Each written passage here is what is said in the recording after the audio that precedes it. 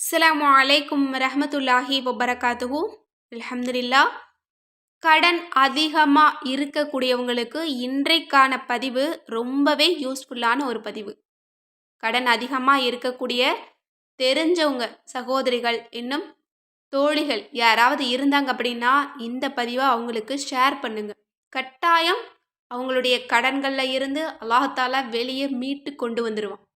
அது லோன் கடனாக இருந்தாலும் சரி, வட்டி கடனாக இருந்தாலும் சரி, அல்லது பேங்க் கடன், நகையை மீட்கவே முடியலை பல வருஷமாக இருக்குது அப்படிங்கிற ஒரு கடனாக இருந்தாலும் சரி, அல்லது தாங்க முடியாத தினசரி கடனாக இருந்தாலும் இந்த ஒரு அமலை பொறுத்த வரைக்கும் உங்களுக்கு மிகப்பெரிய மாற்றத்தை ஏற்படுத்தும். ஏன்னா இந்த ஒரு அமல் என்னுடைய தோழியினுடைய வாழ்க்கையில் நடந்த ஒரு அமல். அவங்களுடைய வாழ்க்கையில் மிகப்பெரிய ஒரு மாற்றத்தை கொடுத்தது. என்னுடைய தோழி கொஞ்சம் ஏழையான ஒரு பெண்மணி தான், நடுத்தர வர்க்கம் அப்படின்னு சொல்லலாம். அவங்க தன்னோட சொந்தக்காரங்க கிட்ட, ரொம்ப நெருங்கிய சொந்தக்காரங்க கிட்ட 10 வருஷம் முன்னாடி 1,00,000 ரூபாய் கடன் வாங்கிட்டாங்க. அவங்க ரொம்ப பெரிய வசதியானவங்க. இந்த 1,00,000 ரூபாயெல்லாம் அவங்களுக்கு ரொம்ப சாதாரணம் அப்படிங்கிற மாதிரி. ஆனால் அவங்க ரொம்ப நெருங்கின சொந்தம் அப்படிங்கிறனால இவங்க ரொம்ப நம்பிக்கையாக வாங்கிட்டாங்க என்னுடைய தோழி. அதற்கு பிறகு கொஞ்ச நாளைக்கு பிறகு இவங்க நினைக்கிறாங்க, அவங்க அவங்க கொடுத்தா திரும்ப வாங்கிக்குவாங்களான்னு தெரியல. அந்த அளவுக்கு அவங்க ரொம்ப வசதி படைத்தவங்களா இருக்காங்க. நிறைய பேருக்கு தர்மமெல்லாம் செய்கிறாங்க. நிறைய பேருக்கு வாழ்க்கை கொடுக்குறாங்க, கல்வி கொடுக்குறாங்க, ஹாஸ்பிட்டல் உதவிக்கெல்லாம் பணம் தர்றாங்க. இன்னும் நிறைய திருமணமாகாத பெண்களுக்கு உதவி செய்கிறாங்க.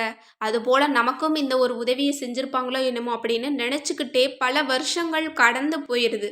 இப்படி இருக்கும்போது இவங்களுடைய நிலைமையும் கொஞ்சம் மாற்றமில்லாத ஒரு நிலை தான். அவங்களுடைய கணவர் சம்பாதிக்கிறது அவங்களுக்கு குடும்பத்துக்கு மட்டும்தான் இருக்கும். வேற எந்த செலவையுமே பார்க்க முடியாது.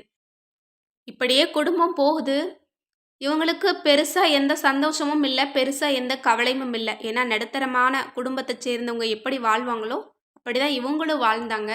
திடீர்னு பார்க்கும்போது அந்த வசதியான குடும்ப உறுப்பினர் வந்து கேட்குறாங்க, என்கிட்ட பணம் வாங்கி 10 வருஷமாச்சு, நான் அதை கணக்கில் வச்சுருக்கேன், எப்போ தரலாம் அப்படின்னு ஐடியா அப்படின்னு கேட்கும்போது என்னோட தோழிக்கு ரொம்ப கஷ்டமாயிடுச்சு. ஏன்னா அவங்க நினைக்கல இப்படி வந்து கேட்பாங்க அப்படின்னு. ஏன்னா அவங்க வாங்கக்கூடிய சூழ்நிலையெல்லாம் இல்லை, அவங்களுக்கு அது தேவையும் இல்லை. ஏன்னா அவங்க ரொம்ப பெரிய பணக்காரங்களா, வசதி படைத்தவங்களா, ஊருக்குள்ளேயே கைவிட்டு எண்ணக்கூடிய அளவிற்கு அவங்க பெரிய பணக்காரங்களா இருக்காங்க. அப்போ இவங்க எதிர்பார்க்கல. அப்போ இவங்க தட்டு தடுமாறி நான் கொடுத்துருவேன் அப்படின்னு சொல்லி சொல்கிறாங்க. அப்புறம் இவங்களுக்கு அவங்கள அனுப்பிவிட்ட பிறகு என்ன பண்ணுறதுனே தெரியல. ஏன்னா இவங்களுக்கு 1000 ரூபாவே பெரிய விஷயம் அப்படிங்கும்போது 1,00,000 ரூபாய் அது எவ்வளோ பெரிய விஷயம்.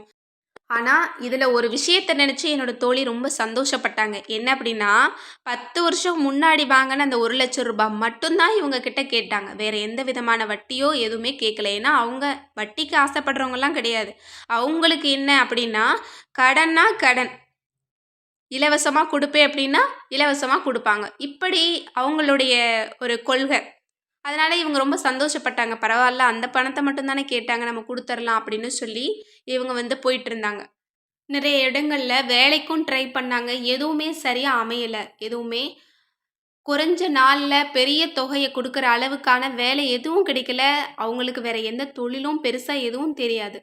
சின்னதாக ஏதாவது தொழில் தொடங்கலாம் அப்படின்னு சொல்லி நிறைய முயற்சி பண்ணி பார்த்தாங்க. அதில் சும்மா ஒரு 100, 200 அப்படிங்கிற மாதிரி அளவில் தான் கிடச்சிது. இதுக்கு என்ன பண்ணுறதுனே தெரியல. அதற்கு பிறகு தான் ஒரு அவங்க குடும்பத்திலேயே ஒரு பெரிய ஒரு வயதான ஒருத்தவங்க இருந்தாங்க. அந்த அம்மா கிட்ட போய் சொன்னாங்க, இந்த மாதிரி எனக்கு ரொம்ப மோசமான ஒரு நிலை, நான் என்ன பண்ணுறதுன்னு எனக்கு தெரியல, நீங்கள் ஏதாவது ஐடியா சொல்லுங்கள் அப்படின்னு சொல்லும்போது, நீ முயற்சி பண்ணிக்கிட்டே இரு, அதோடு சேர்த்து நான் சொல்லக்கூடிய இந்த ஒரு விஷயத்தை மட்டும் நீ ட்ரை பண்ணிக்கிட்டே வா, தொடர்ந்து செய், அல்லாஹ்தாலா உன் கடனை காணாமல் ஆக்கிடுவான் அப்படின்னு சொல்லி அவங்க சொல்லியிருக்காங்க. இவங்களும் வந்து அந்த அமலை விடாமல் செஞ்சுருக்காங்க. எத்தனை நாள் அப்படின்னா 2 மாதம் கிட்டத்தட்ட செஞ்சுருக்காங்க. அதோடு சேர்த்து இவங்க ஒரு சின்னதாக பிஸ்னஸ் தொடங்கி அதுவும் கொஞ்சம் நல்ல முன்னேற்றங்கள் வருது. இவங்களுக்கு நிறைய ஆர்டரும் கிடைக்குது. அப்படியே போக போக இவங்க கொஞ்சம் கொஞ்சமாக பணம் சேர்க்குறாங்க. இதற்கு இடையில் அவங்க சொந்தக்காரங்க கிட்டேயும் அந்த பணம் கொடுத்தாங்க இல்லையா, அவங்கக்கிட்டேயும் கொஞ்சம் தகுமானம் சொல்லிக்கிட்டே வர்றாங்க. நான் குடுத்துர்றேன். இந்த மாதிரி எனக்கு ஒரு நல்ல வேலை எனக்கு கிடைச்சிருச்சு. அல்ஹம்துலில்லாஹ் நல்லபடியா போகுது. நான் தரேன் அப்படின்னு சொல்லியிருக்காங்க. அவங்களுக்கும் கொஞ்சம் நம்பிக்கை ஆயிருச்சு. ஏன்னா இதுவரை கேட்காம இருந்தாங்க. இப்ப கேட்டனால குடுத்துருவாங்க அப்படிங்கிறனால அவங்களும் விட்டுட்டாங்க. ஃப்ரீயா விட்டுட்டாங்க.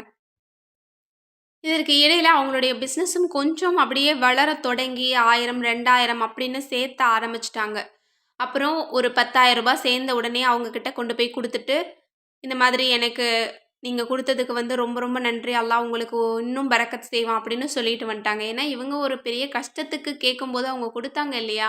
அப்போ இவங்க அதே அளவுக்கு மனஸ்தாபம் இல்லாம திருப்பி குடுக்கணும் அப்படின்னு நெனச்சாங்க. அத கொஞ்சம் கொஞ்சமா குடுத்தாங்க. அதோட சேர்த்து இந்த ஒரு அமல தொடர்ந்து 3 மாசம் அதாவது 100 நாட்கள் இத செஞ்சு முடிக்கிறதுக்குள்ள, அவங்களுடைய அந்த பெரிய தொகையான அந்த ரூ. 1,00,000 அல்லாஹ் தஆலா கடன லேசாக்கிட்டான். அவங்க அதுக்குள்ள குடுத்து முடிச்சுட்டாங்க. அவங்க 2 பேருக்கு இடையிலயும் எந்த விதமான சங்கடங்களுமே இல்ல. அவங்க கேட்டாங்க, இவங்க குடுத்துட்டாங்க அவ்வளோதான். என்னைக்கு இருந்தாலும் கடன் கடன் தானே! நம்ம இங்க வந்து கடன் வாங்கிட்டு நம்ம இல்ல, அப்புறம் இல்ல சொந்தக்காரங்க தானே அப்படின்னு விட்டாலும், கண்டிப்பா மறுமையில வந்து நிச்சயமா அல்லாஹ் தஆலா அந்த கடனுக்கு பதிலாக நம்முடைய நன்மைய அவங்களுக்கு வந்து வாரி பிடுங்கி குடுத்துருவான். அதனால இந்த உலகத்துல ரூ. 1 கடனா இருந்தாலும் நம்ம குடுக்கறது வந்து நல்லது. அதனால அவங்க 2 பேருமே கொஞ்சம் அத வந்து சரியா கவனிச்சு, அவங்க கடன குடுத்தாங்க. இவங்க அந்த கடன மறந்துட்டாங்க. திரும்ப ஞாபகப்படுத்தினது பின்னாடி இவங்க கடுமையா முயற்சி பண்ணி, அதோட அமலையும் செய்து, அந்த கடன அல்லாஹ் தஆலா பெரிய கடன்ல இருந்து மீட்டு கொண்டு வந்துட்டான். ஏன்னா, இவங்கள பொறுத்தவரைக்கும், என்னுடைய தோழிய பொறுத்தவரைக்கும் அந்த ரூ. 1,00,000 அப்படிங்கிறது ரொம்ப பெரிய விஷயம். அதற்கு பிறகு அந்த வயதான அம்மா இந்த அமல சொல்லிக் குடுத்தாங்களே, அந்த அம்மா கிட்ட போயிட்டு இவங்க வந்து ஹேப்பியா இந்த மாதிரி நான் கடனெல்லாம் முடிச்சுட்டேன். அல்லாஹ் லேசாக்கிட்டான். எனக்கு இப்போ சின்ன ஒரு பிஸ்னஸும் கொஞ்சம் அப்படியே வளர்ந்து வர மாதிரி இருக்கு அப்படின்னு சொல்லி, ஜிஸாக் அல்லாஹ்லாம் சொன்னாங்களாம். அதெல்லாம் என்கிட்ட சொல்லும்போது எனக்கு ரொம்ப பெரிய ஒரு சந்தோஷமா இருந்தது. ஏன்னா கஷ்டப்பட்டுட்டு இருக்கிறவங்க திடீர்னு ஒரு சின்ன முன்னேற்றம் கிடைச்சது அப்படின்னா, அது நமக்கே கிடைச்ச மாரி இருக்கும். அதுவும் நமக்கு பிடிச்சவங்க, நம்முடைய தோழி அப்படின்னா, நமக்கு அது ரொம்ப பெரிய சந்தோஷம் இல்லையா? அந்த மாதிரி அவங்க சொல்லும்போது எனக்கு ரொம்ப ஆச்சரியமா இருந்தது. இப்போ அந்த வயதான அம்மா சொன்ன அந்த ஒரு அமல் என்ன அப்படின்னா, தினசரி 2 ரக்காத் தொழுக. அந்த தொழுகையினுடைய ஹாஜத் நீயத் எப்படி இருக்கணும் அப்படின்னா, என்னுடைய இந்த கடன் லேசாகணும், எனக்கு ஏதாவது ஒரு உதவிய குடு அப்படிங்கிற மாதிரியான நியத்த நம்ம வச்சுக்கணும்.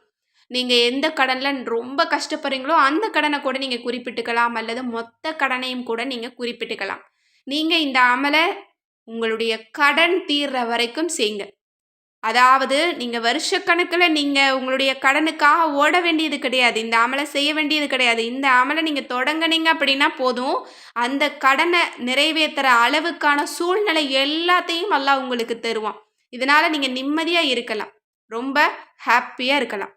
இப்போ அந்த அமல் என்ன அப்படின்னா 2 ரக்காத்து சலாத்துல் ஹாஜத் உங்களுடைய கடன்கள் நிறைவேறணும். லோன் கடன், அது வட்டி கடன், இல்ல நகைய மீட்கணும் அல்லது வீட மீட்கணும். இப்படி எதுவா இருந்தாலும் சரி, கடன் பிரச்சனைய நீர்த்து வச்சு 2 ரக்காத் தினசரி தொழுதுட்டு வாங்க. நீங்க எந்த நேரத்துல வேணும்னாலும் இந்த அமல நீங்க முடிச்சுக்கலாம். 2 ரக்காத் தொழுதுட்டு இந்த ஒரு வசனத்த நீங்க 70 முறை நீங்க தினமும் ஓதணும். அது என்ன வசனம் அப்படின்னா, ஹுவல் அவ்வலு வல் ஆஹிரு வல் லாஹிரு வல் பாத்தினு வஹுவ பிகுல்லி ஷைஇன் அலீம்.